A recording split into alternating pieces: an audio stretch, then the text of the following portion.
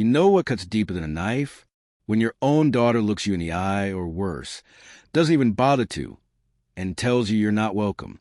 10 years of paying her bills, covering her rent, keeping her and that smug husband of hers afloat, and all it took was one voicemail, just days before Christmas, to remind me where I stood. Dad, Jeff doesn't want you there. It'll be awkward if you come, but thanks for booking the trip. I sat there, staring at my phone as the Christmas lights blinked across the living room, the smell of pine needles in the air, and I swear I felt my chest cave in, my own flesh and blood, tossed aside like last year's tinsel. And that's when it hit me. If family could treat me like a wall with a heartbeat, then maybe it was time I showed them just how cold winter could really get. They thought I'd just swallow it, like always. But that night, I made a decision. A quiet, deliberate one. I was going to give them a Christmas they'd never forget. And trust me, Jeff had no idea what was coming. Before we continue, please subscribe to the channel and let us know where you're listening in the comments. The words hung in my head as I sat alone in that silent house, the only company the ticking of the old mantel clock and the faint hum of carols playing from a neighbor's yard. The snow outside glittered like shards of broken glass under the street lamp. It should have been a season of warmth, but inside me, something colder was brewing. For 62 years, I'd lived as a provider, a peacekeeper, the man who fixed other people's messes. But now I was about to become something else entirely. And the first domino was already tipping, because while they were packing for Paris, convinced they'd ring in the new year under the Eiffel Tower, I was quietly setting the stage for a different kind of celebration, one they'd never see coming. I remember sitting at my old oak desk that night, the one covered in scratches from decades of bills, letters, and half-finished crossword puzzles. My hands hovered over the keyboard, the glow of the screen lighting up the room like a confession booth. The cursor blinked on the airline's website, taunting me. $7,300. That's what I dropped on this dream trip to Paris. Flights, hotel, champagne dinner with a view of the Eiffel Tower. My dream wasn't Paris. It was watching my daughter smile like she used to, before Jeff turned her heart into a stone. I stared at the cancel reservation button, my finger trembling just slightly. For 10 years, I'd never said no. Not once. Every overdue bill, every emergency call, every sigh about how hard life was, they all ended with me reaching for my wallet. But that voicemail kept replaying in my head, her voice cold, almost rehearsed. Dad, Jeff doesn't want you there. Like I was some unwanted guest crashing their perfect holiday. My jaw clenched so tight, I thought my teeth would crack. And that's when it hit me. I whispered out loud, this isn't about Paris. This is about respect. My respect, my dignity. Two things I'd buried under years of guilt and generosity. So I clicked it. One reservation gone. Then another. Then the hotel. Each confirmation email that popped up felt like a brick off my chest. By the time I was done, nearly all the money was already flowing back into my account. I leaned back, breathing out for what felt like the first time in years. Outside, fireworks were already starting somewhere down the street. Early revelers celebrating New Year's Eve. But inside my living room, it felt like the real explosion had just happened. Because tomorrow morning, when Tara and Jeff rolled their designer luggage into that airport, expecting Paris, they'd find out the hard way that their safety net was gone. And for once, I wasn't going to be the one to catch them. New Year's Eve morning, I brewed my coffee the same way I always did, black, strong, with that bitter kick that wakes up your bones. The kitchen smelled like roasted beans and old wood, but my phone lit up like a slot machine in Vegas. Call after call. 54 in total before noon. I didn't need to answer to know who it was. Tara, then Jeff, then Tara again. Their voices spilling through voicemail after voicemail, frantic, shrill, and angry. Dad, the tickets. What the hell happened? Mitchell, fix this right now. You can't do this to us. People don't just cancel trips like this. Each message sharper than the last. And I just sat there, sipping my coffee, staring out the frost on the window pane. For the first time in years, their panic wasn't my burden. It was their reality. I imagined the scene. Airport crowds shuffling past, the holiday chaos, their designer coats and matching luggage. Jeff's smug face melting in confusion as the airline agent told him, "No reservations under your name, sir." My money, my trip, gone like smoke in the winter air. And I wasn't lifting a finger. By mid-afternoon, my phone buzzed so violently it slid halfway across the table. I finally picked up, not to cave in, but to make sure they heard me crystal clear. "Tara," I said, my voice calm, steady, "you told me I wasn't invited. Jeff didn't want me there. Well, consider your wish granted." The silence on the other end was almost sweet. Then came the shouting, the insults, the desperate bargaining. I let her finish. Then I hung up. Simple as that. And as I dropped the phone face down on the table, I realized something. This wasn't just revenge. This was the first step in teaching them a lesson they'd never forget. And trust me, the lesson was only beginning. I woke up the next morning with the kind of cold clarity you only get when your hands are finally empty of someone else's mess. I made a list plain old-fashioned on a legal pad. Rent, auto pay, Tara's car insurance, phone, internet, utilities, Jeff's emergency fund. I knew every auto pay window, every account number, the way their lives hum because I paid the bills. For a decade, I've been the quiet janitor of their chaos. That stopped today. Click. The bank confirmed the stop. Ring. I told the insurance rep to cancel coverage on Tara's policy at the end of the month. No drama, just business. I called the utility company, the cable, the phone provider. Each agent had the same scripted empathy. "I'm sorry, sir." I answered like someone who'd been sorry for too long. I set reminders for the dates when notices would go out. I smiled a little when I imagined the first one arriving at their door. An eviction notice, a canceled premium, a disconnected line. Not cruel, consequential. Tara called. She was frantic, voice cracking like glass. "Dad, you don't do this. We need you. You promised."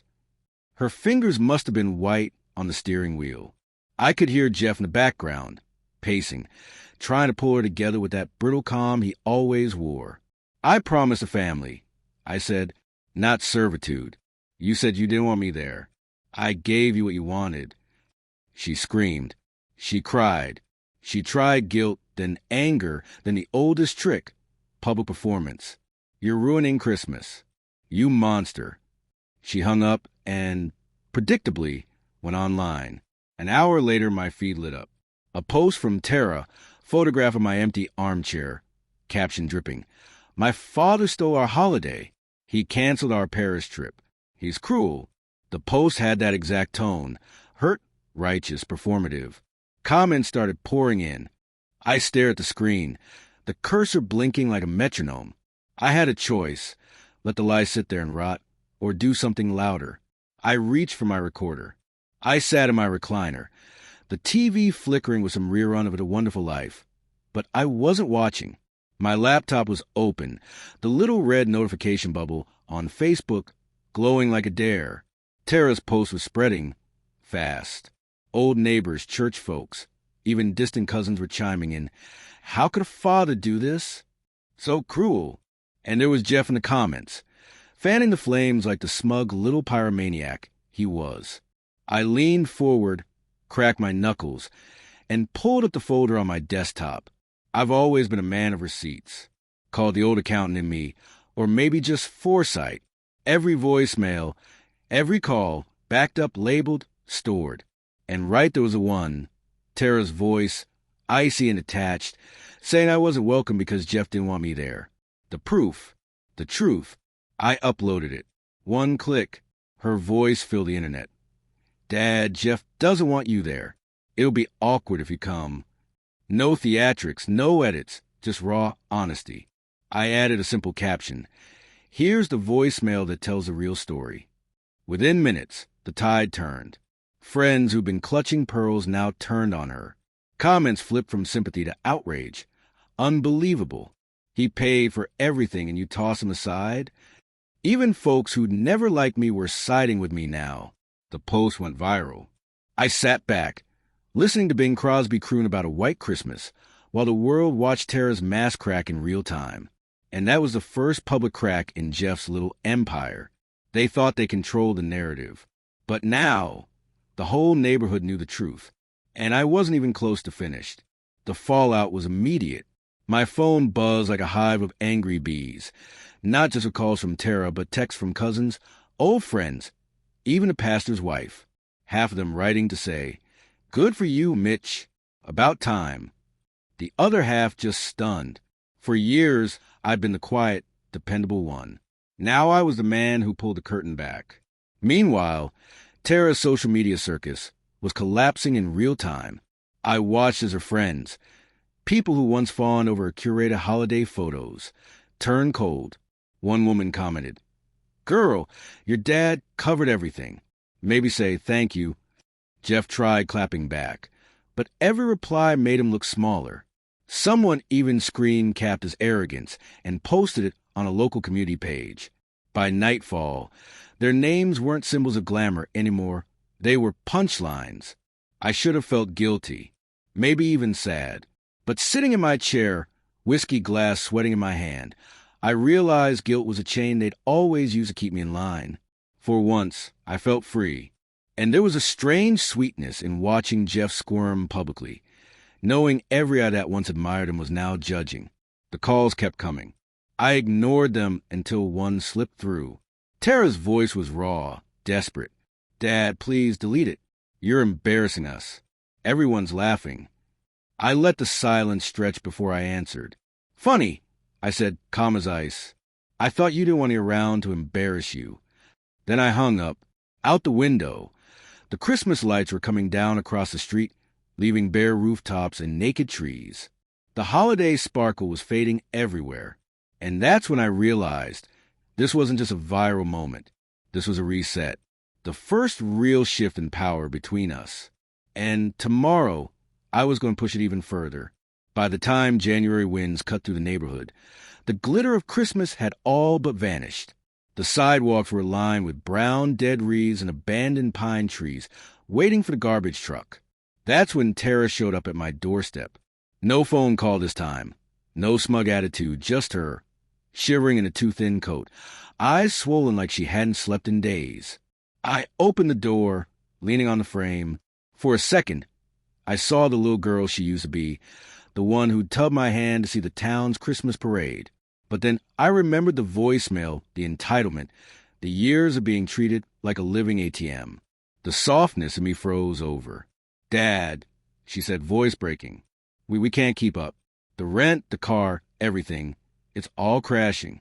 I started a job at the cafe downtown, and Jeff's looking, but her lip trembled. "I'm sorry. I was wrong. About Paris. About all of it." Her words should have felt like balm. Instead, they burned. Because I knew apology was just the beginning. Real change had to follow. I motioned her inside. She looked around the house, the warmth of my old radiator, the familiar smell of coffee and wood polish. For the first time in years, she seemed like a guest, not the owner of the space. We sat at the kitchen table where I'd canceled those payments, where I'd drawn the line. She reached across, tears dripping onto the wood. "Can we try again? Without the money, without the strings? Just father and daughter?" I stared at her hand, trembling, waiting. I thought of all the nights I'd swallowed anger, all the holidays I'd been sidelined. And I knew this was the moment everything turned. Because if I forgave her, it had to be on my terms. And that's when I told her my rules. I took a long breath, the kind that steadies you before you change the course of a river. Tara's hand lay on the table, fragile, trembling, and for a moment I thought of all the times I'd reached across the years to rescue her. This time I didn't move. "You want a fresh start?" I said, my voice low, steady. "Then hear me clear. No more money. Not a dime. Not for rent. Not for insurance. Not for emergencies. You stand on your own feet, Tara. The only thing I'm willing to give now is respect, and I expect the same in return." Her face crumpled like paper in the rain. She tried to protest, whispering, "But, Dad, we've always—" I raised my hand, cutting her off. "Always depended on me. Always used me. That ends tonight. I'm your father, not your bank. You don't get both versions. You choose. The kitchen clock ticked loud in the silence that followed. She finally nodded, tears streaking her cheeks. But her eyes, there was something new there, a glimmer of understanding, maybe even the first spark of humility. Jeff, though, I knew he'd never let go that easy. A man like him, built on appearances, control, and other people's money. He'd see my line in the sand as a challenge. And men like Jeff don't back down without making a scene. As Tara left that night, her boots crunching on the frozen driveway, I watched her shoulders slump under the weight of reality. The snow was falling again, soft, silent, covering everything in a new layer of white. A clean slate, if you chose to see it that way. But deep down, I knew the storm wasn't over. Jeff wasn't finished. And when he made his move, I'd be ready. Jeff didn't waste much time. A week later, I was at the grocery store, just pushing my cart past the canned goods, when I heard his voice, loud and sharp, carrying over the aisles. "There he is," he barked, pointing straight at me like I was some criminal on parade. Shoppers turned, curious, hungry for drama. Jeff strutted closer, his coat open, his tie loosened like he'd just come from some big meeting. He wanted an audience, and boy, he had one. This man, Jeff announced, ruined our holidays, canceled a trip we'd been planning for months. My wife's father. Can you believe it? Who does that to family? Gasps rippled around. A few people shook their heads. That's what he wanted. Public sympathy, public shame. But I'd lived too long, seen too much, to be rattled by a man who measured worth in borrowed dollars. So I turned to him, calm as stone, and let my voice cut through the murmurs. "Funny thing, Jeff, did you tell them it was my money that paid for that trip? That you never put down a dime? Or that you told my daughter I wasn't welcome?" The crowd hushed, eyes darting between us. Jeff's jaw twitched, but I wasn't done. "You've been living off me for years. Rent, insurance, phone bills, all mine. And now you want to shame me for finally saying no? Go ahead. Tell them how much I paid for your success." His face turned red, his voice stumbled.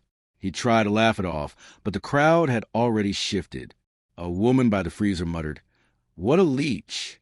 Another man shook his head. The tide turned right there, in the middle of aisle 7. Jeff had wanted to humiliate me. Instead, he walked out with his head down, muttering curses while a crowd whispered about him. That was the first time he tasted public defeat, and I wasn't nearly finished feeding it to him. Word travels fast in a small town. By the next Sunday, whispers about Jeff's meltdown at the grocery store had made their way into the pews of the local church. I didn't even plan to go that morning.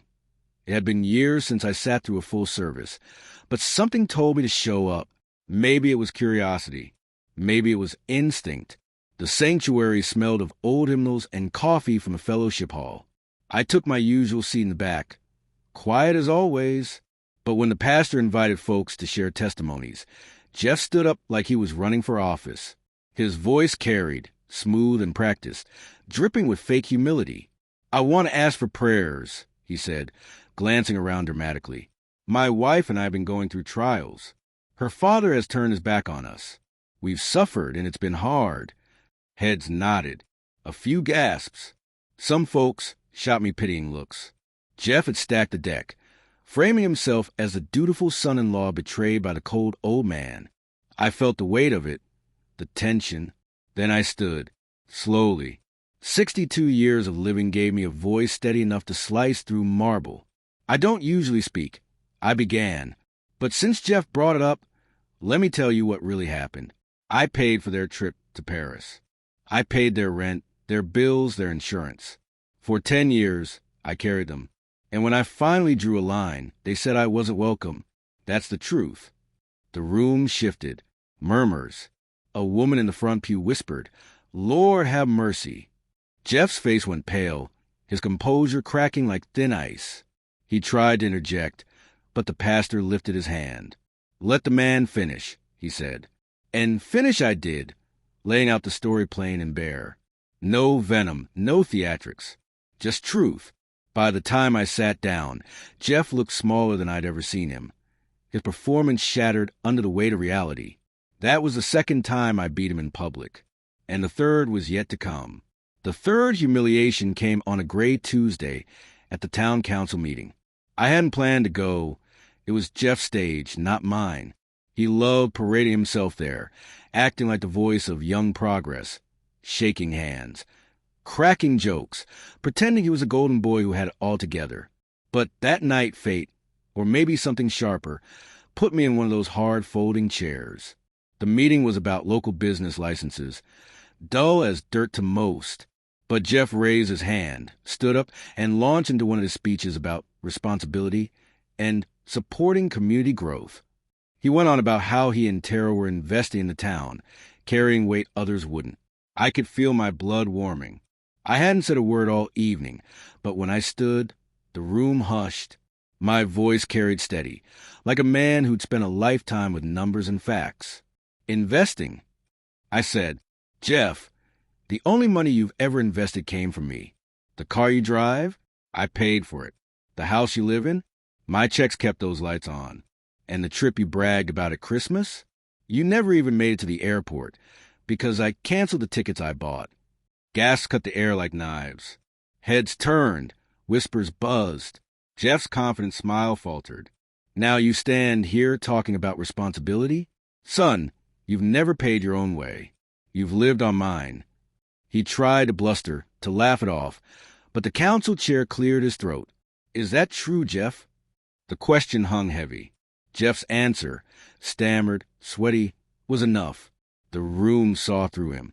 The illusion shattered. I sat down, calm as a winter lake, while Jeff crumbled under the weight of his own lies. The third strike. And as I left that hall, I knew his mask was gone for good. But my reckoning wasn't over yet. The real blow was still waiting in the shadows. By February, the town had moved on to its routines, school fundraisers, potholes, Friday night ball games. But Jeff and Tara couldn't escape the whispers. Everywhere they went, someone was watching. At the diner, folks turned their heads. At the gas station, clerks smirked when Jeff handed over his card, half expecting it to decline. Reputation in a small town isn't money. It's everything. And theirs was bankrupt. One evening, as snow turned the streets into icy ribbons, I sat alone in my living room, fire crackling in the hearth. I wasn't gloating, though the satisfaction was real. No, I was thinking about what came next. I had won the battles, but revenge has two edges.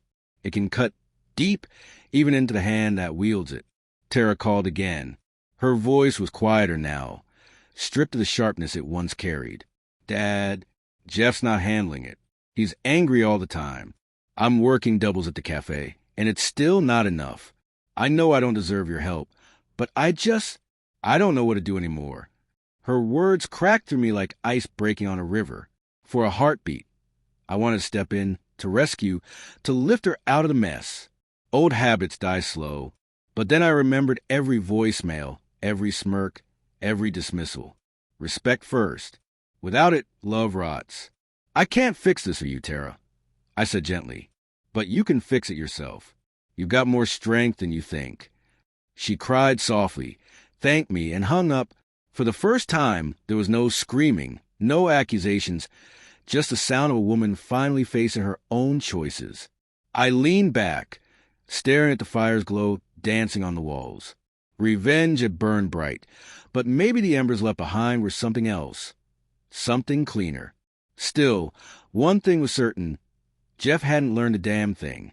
And until he did, the story wasn't over. The month that followed felt like a slow simmer, like watching a pot of water just about to boil, but never quite getting there. Jeff and Tara had retreated into themselves, licking their wounds. I could see the cracks in their lives from a distance. Tara working double shifts at the cafe. Jeff tried to put on a facade of success while scrambling to keep the lights on. But every time I saw him, I couldn't help but notice the way he shrank a little more with every failed venture, every embarrassed moment in front of people who once admired him. I didn't know if it was pride or just the plain nature of things. But Jeff never reached out again. Not for money, not for apologies, nothing. It was like he'd been stripped of everything that made him feel in control, leaving him nothing but the same facade of arrogance he'd worn before. Except now, it didn't fit quite as well. It was a rainy Friday when I got the call. Tara, her voice small but firm, asked me to meet her at the park. She said she needed to talk. When I got there, she was sitting on the same bench where I used to take her to feed ducks when she was a little girl. The world felt smaller somehow, as if the weight of everything had folded the years in on themselves. She looked different, dressed in a simple jacket, no makeup, her hair pulled back. She didn't look like the spoiled daughter I once knew. "I'm sorry," she said, without any preamble, "for everything, for how I treated you. I was blind. I let him control me. I let him manipulate me. And when I didn't get what I wanted, I turned on you." I stayed quiet, letting her words hang between us. There was no need for a lecture now.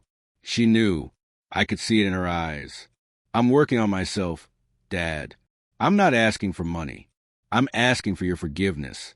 But not for the old version of me, the one who just took from you, for the person I can be if you'll let me." The rain had stopped, and the sun broke through the clouds, casting a warm glow across the park. The sound of children playing echoed in the distance. I took a deep breath, feeling the kind of peace I hadn't felt in years. "You've already forgiven yourself, Tara," I said softly. "That's the hard part. Everything else is just the start." And in that moment, I realized this wasn't just about me. This wasn't about revenge or anger anymore. It was about healing. It felt good, but not perfect. There was still one thing left to do. The spring was a quiet one, filled with small victories and tentative steps forward.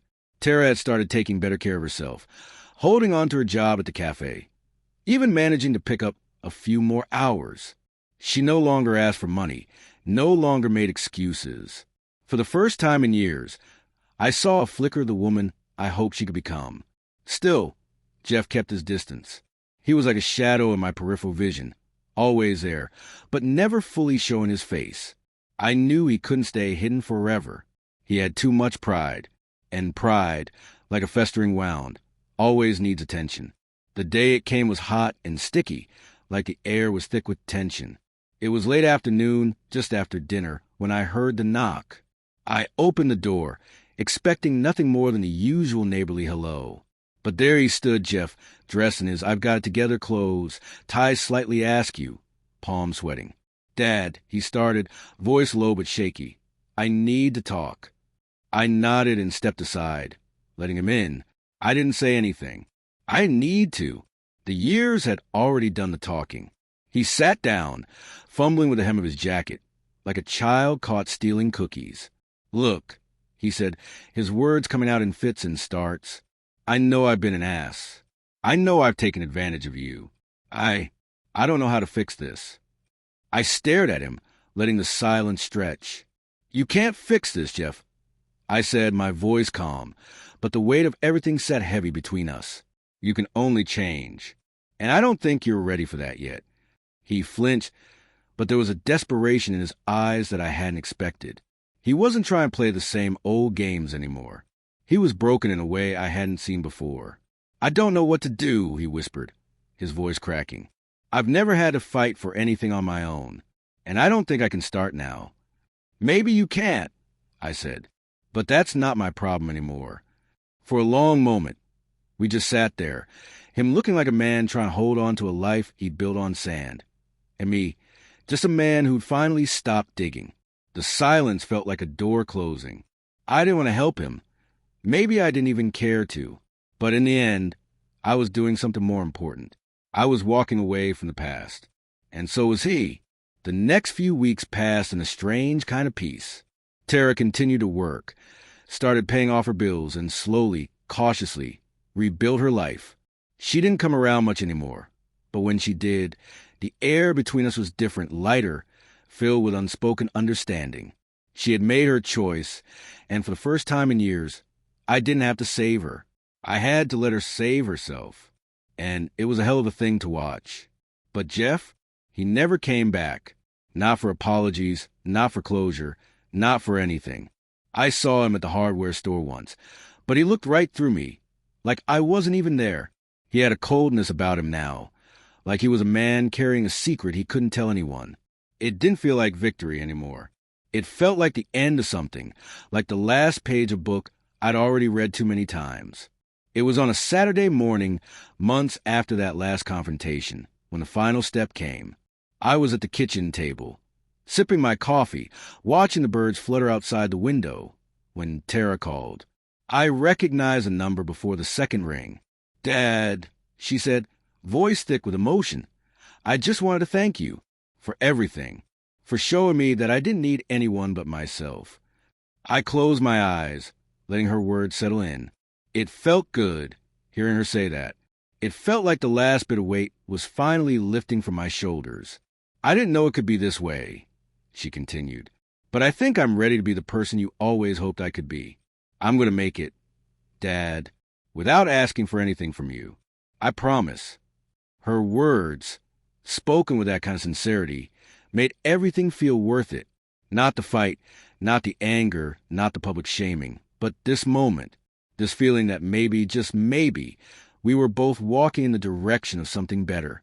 "Just remember," I said, "it was never about me saving you. It was about you saving yourself. You've done that, Tara. I'm proud of you." We didn't need to say anything more.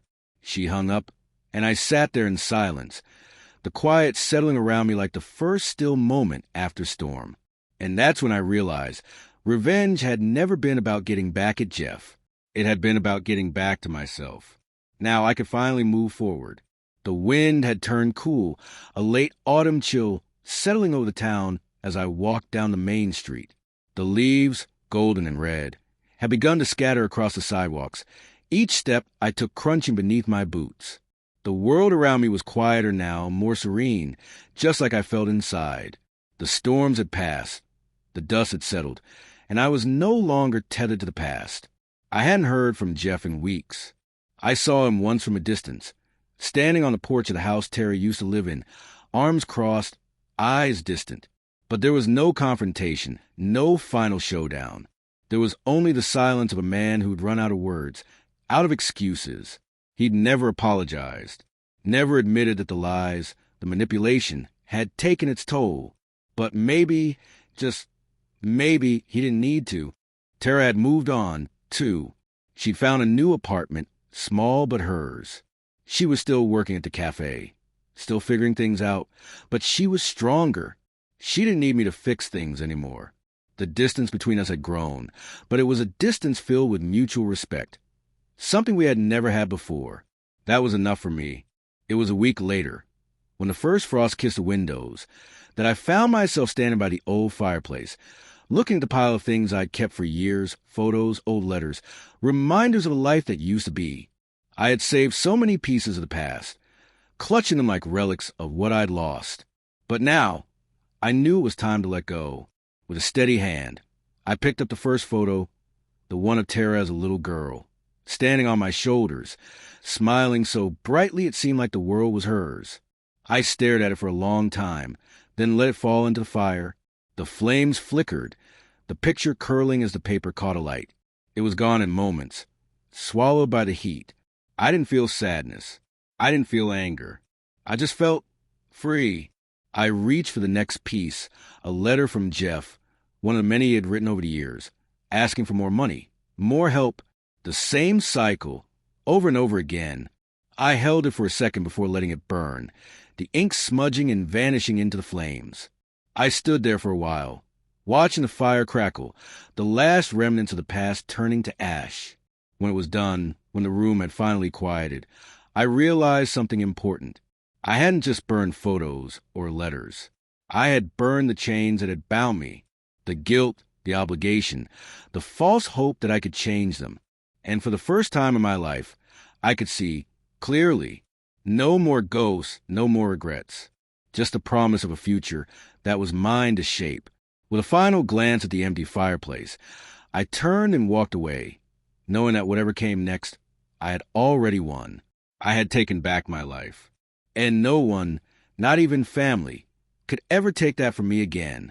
The silence was golden. The peace final. If you like this story, please like this video. Subscribe to the channel and share your impressions of this story in the comments. To listen to the next story, click on the box on the right.